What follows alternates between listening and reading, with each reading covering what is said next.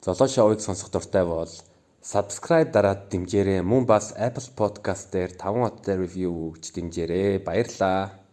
Нөгөөтэйгүр хувийн санхүүгийн сахлах баттын талаар ярмаар байгаа. Personal finance. Тэр талаар ер нь чиний үзэл бодол юу вэ? Ер нь ямар дүрм мөрддөг вэ энэ тал дээр? Тэрэн дээр яхаар ингэж байгаа хамгийн түрүүнд болохоор арилжаа хийсэн хүмүүс psychology талд нь ч нөлөөлт явгана. За одоо ч нэг broker account байж байгаа л нэг хөрөнгө оруулалт хийсэн чинь магадгүй тансныхаа шууд 10-15% нь тултал нь ашиг хийчлээ гэж бодъё л та. Нэг хөрөнгө оруулалт. Тэ ямар ч танс байсан хамаахгүй. Тэг чи баярлалаа штэ. Тэр чинь мөнгө биш байхгүй. Яг тэр broker account-ыг мөнгөөр чи утас авч чадах уу? Цаг авч чадах уу? Хоол идэж чадах уу? Тэрийг банкны аккаунт руу татаж ирчиж тэр чинь мөнгө болж байгаа байхгүй. Тэгэхээр тэр psychology-г ер нь ойлгоод авчвал зүгээр юм шиг байлаа. Хамгийн ихнийхээ яг арилжаа хийж байгаа юм. Тэгэхгүй болоор 15% өсч юм баярлаад хөөрцөн явж хагаад дараагийн хөрөнгө оруулалт хийгээд магадгүй дансныхаа 50% блуу утчихдаг. Тэгэхээр ямар ч үр дүнг болчихж байгаа байхгүй. Personal finance дээр болохоор сахилга бот нь ер нь яг strict байх хэрэгтэй. Өөрөөртөө айгүй тийм хэд хэдэн дансуудтай болчоод тэр дансуудаасаа хэрэв мөнгө хэрэглэх юм бол хүнээс бүр мөнгө банкнаас бүр моргежийн зээл авцсан юм шиг тийм сэтгэл зүгээр хандуулаа үзэх. Хүн болгонд бол ер нь retirement account байх хэрэгтэй. Ер нь general investment account байх хэрэгтэй. Тэ ерөнхийдөө хөрөнгө оруулалт emergency fund байх хэрэгтэй. Тэгэхээр тэг угаасаа нөгөө өдөртмөн зардал яадаг юм аа яах хэрэгтэй. Тусдаа бодох хэрэгтэй. Нөгөө нэг юм ийм багт. Юм худалдан авахтай ер нь инвест хүн болгоныг би хөрөнгө оруулалт гэж боддог байхгүй. Ямар ч хүн байсан.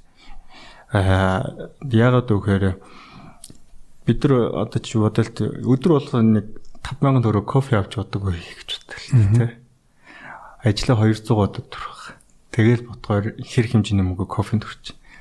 Хэрвээ тэр мөнгийг өдөр болгон 5,000 төгрөгийг хэмнээд магадгүй кофе аваад гэртээ чанчаад нэг аялтайхаа аягаа тэрэндээ уусан бол initial investment өндөр гарна л та тий. Кофе чанагч аваа нэг 40-50,000 магадгүй Монголд 40-50,000 баг. За нэг кофе аваа, аятайхан кофе аваа үрээр авах юм бол тэрийг нутгалдагч авах юм уу тий. Нэг аяга авъя гэж. Тэг магадгүй нэг 6 сар кофе уух мөнгөөрөө ч юм уу тий. 7 сар кофе уух мөнгөөр нэг тийм юм. Тэгтээ нэг яач юм бол тэг ажил дээр очиод ажлынхаа кофе тоншоод авах хэрэгтэй шүү дээ. Тий. Үнэгүй кофе тий. Тэгээд ингээ яах юм бол тэр 5,000 төгрөгөө investment general investing account руугаа автоматар банкнууд одоо Монголын банкнууд айгу сайн болсон байлаа ш. Өдөр болгон энэ А аккаунтаас Б аккаунт руугаа 5,000 төгрөг явуулаад байгаарай. Автомат юм хийж хэрэгтэй. Тэгээ кофе аваад дуутсан гээд. Тэгэл тэрийг ерөөсөө орч харахчгүй ингээд бүр хайчаар хэрэгтэй л те. Тэр чинь үгүй нэг тэрийг болохоор хадгаламжийн аккаунт ч юм уу те. Энэ тэрэ болгож нэг 6 сараар бүр төгж нөгөө time deposit хийгээд те хугацаа хадгаламж хийгээд жилд нэг удаа ч юм ингэж яадаг. Тэгвэл арай өндөр хүү авах ч юм уу те. Тэгээ ингээд яагаад гэх юм бол тэр чин хөрөнгө оруулалт их л байхгүй. Хоёрт нь болохоор хэрвээ entrepreneur болох ч байгаа те. Хуваараа энд ямар нэг юм хийх гэж байгаа юм уу.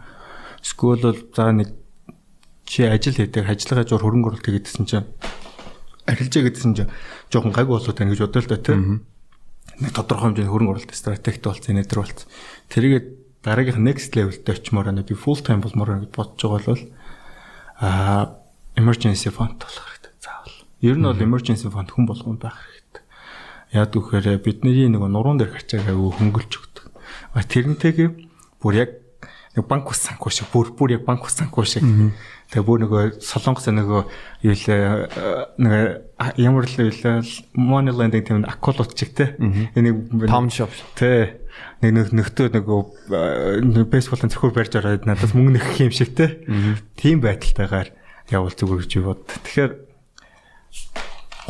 ганц үе бол ер нь бол 3-6 сарын бажтайгаа зарталтайгаа түрээс бол түрээс. Тэгээд сарынхан хоолой мөнгө, унааны мөнгө яг тийм тогтмол гардаг зардлаа дундчилж үзээд би сард хэдий яд юм байна. Тэрийг 3-6 сараар нь ягаад үржүүлээд ийм хэмжээний би заавал emergency fund байх хэрэгтэй байна. Тэгээд тэнцэнээс хэрэгжилжтэй гэж бодоё л тэ. Өнөөдөр хэний ч амьдрал юм болж болно шүү дээ. За нэг хүн өвдчлөө ч юм уу, ээж чинь өвдчлөө ч юм уу тэ.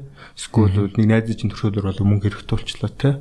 Магадгүй ч ажлаасаа алдагдчих болно шүү дээ тэ. Тэгэхэд тэрнээсээ хэрэгжилчээд буцаагаад нөгөө орлогч тогтмолуудад өглөнгөө тэрэн рүүгээ буцаагаад нөгөө мөнгө авахаасаа өмнө би яаж буцаад төлөхөө гэдгийг мэдчихэд сард хэдийг өгөхөө тэр мэрийгээ тооцоолж үзчихээд нөгөө моргежийн зээл авч байгаа юм шиг л тий. За би одоо данснаас 1 сая төгрөг хэрэглэж бол би энэ сая төгрөг хизээ буцааж өгөх юм. Ямар плантай ямар графиктай буцааж өгөх юм гэдгээ яачаад тэрэндээ яг бүр яс бат ингээ ягаад тэрийг өгөх хэрэгтэй.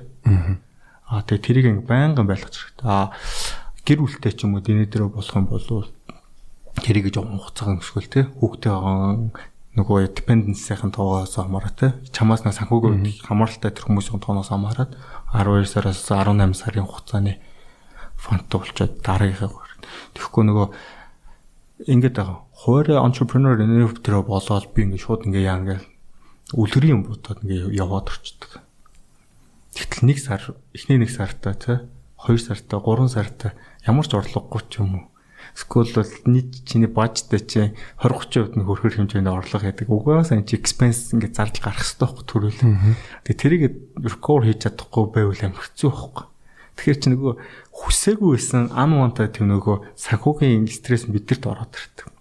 Ер нь хүмүүс нөгөө муу юмархаа муу амлаа гэх монголчууд нэмэр яагаад гэдэг. Тэр ер нь жоохон дими биш санагдав.